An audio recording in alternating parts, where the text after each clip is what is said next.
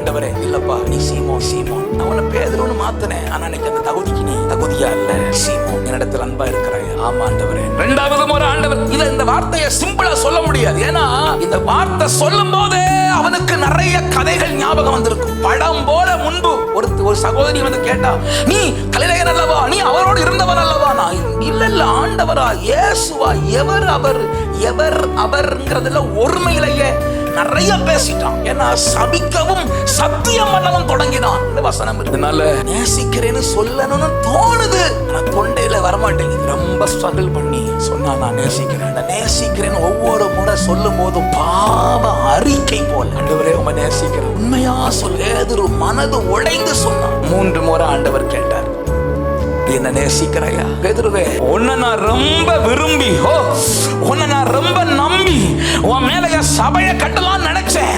ஆனா நான் புல்ல கல்லாக்கி வச்சனே, அந்த கல்லு மறுபடி புல்லாகி போச்சு. எனக்கு ரொம்ப வேதனையா இருக்குது. நீ சொல்லு, நேசிக்கிறியா? நேசிக்கிற ஆண்டவரே, நான் மறுதலித்த துரோகி, அதனால எனக்கு ஒரு உதவி பண்ணுவீங்களா ஐயா? என்ன நேர சிலுவையில் அறையாதுங்க, என்ன தலைகீழ அறைங்க. நான் இயேசுநாதருடைய கால்களை முத்தம் பண்ணிட்டே செத்து போறேன்னு இந்த உலகத்துல பேதுரு அறையப்பட்ட விதம் தலைகீழான சிலுவையில் எப்படி இவ்வளவு பெரிய ஆளா மாத்துச்சு?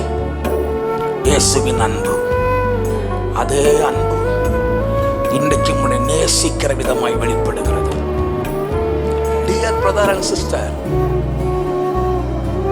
I am announcing a great statement, great fact. Jesus loves you. உன்னை இயேசு ரொம்ப நேசிக்கிறார். உன் மேல ஆண்டவருக்கு ஒரு பெரிய பிளான் இருக்கிறது. அதை உடைப்பதற்கு பிசாசு பெரிய திட்டம் போடுகிறான். தெரிந்தோ தெரியாமலோ அந்த திட்டத்தில் நீயும் இசைந்து விட்டாய். ஆனால் இன்றைக்கு ஒப்பு கொடுத்து வெளியே வா.